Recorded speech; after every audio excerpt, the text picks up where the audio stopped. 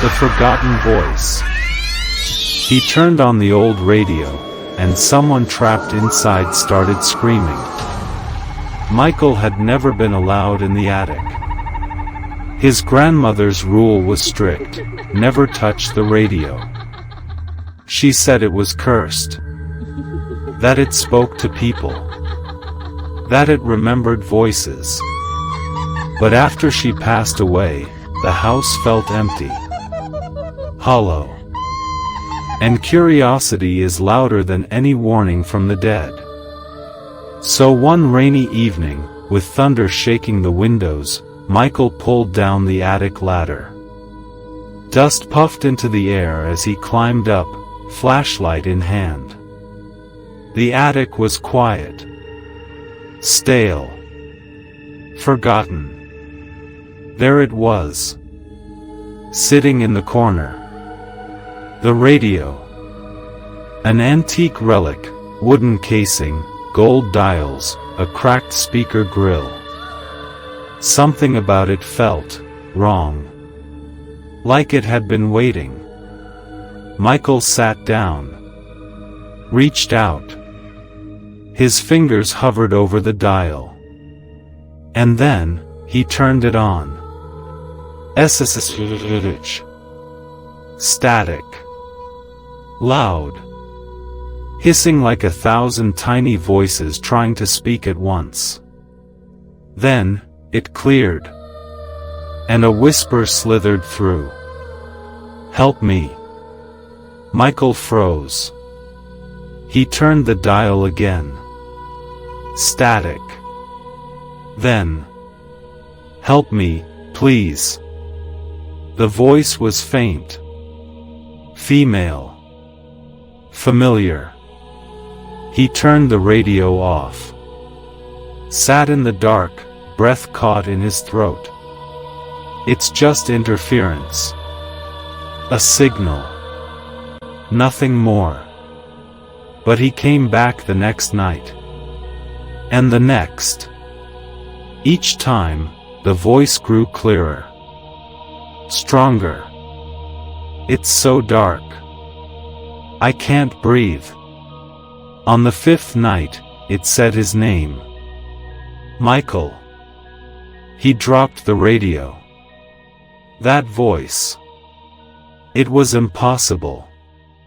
It sounded just like his grandmother. He ran downstairs.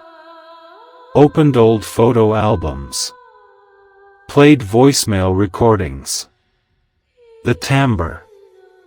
The pitch. It was her.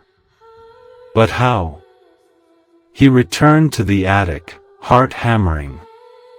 The radio was already on. He hadn't touched it. "You left me here," the voice sobbed. "Trapped. Forgotten." "I didn't," he whispered. "You were buried. You're gone." The radio screamed static. Louder. Violent. The air felt like it cracked around him. "You let them bury me before I was ready." Michael stumbled back. "No. You had a stroke. They said you were gone." The dial spun on its own.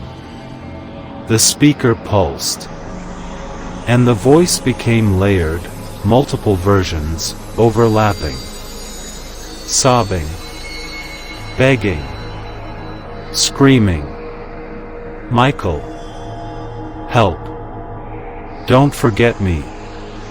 I'm still here. I'm still here. I'm still." Then silence. He leaned in. Nothing. He reached for the power switch. But the radio turned itself back on. And this time, it shrieked. A high-pitched, inhuman wail tore through the attic. Michael clutched his ears. Blood dripped between his fingers. The walls trembled. The floorboards buckled. And through it all, one final message, quiet and cold. It's too late. Then, darkness. When the sun rose, the neighbors noticed something strange.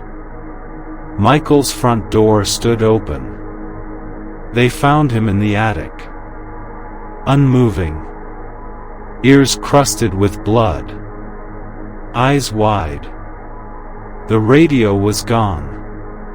But if you stood in the attic long enough, you could still hear it. Just beneath the sound of silence, a whisper. I'm free now. The forgotten voice. Some echoes don't fade. They wait to be heard.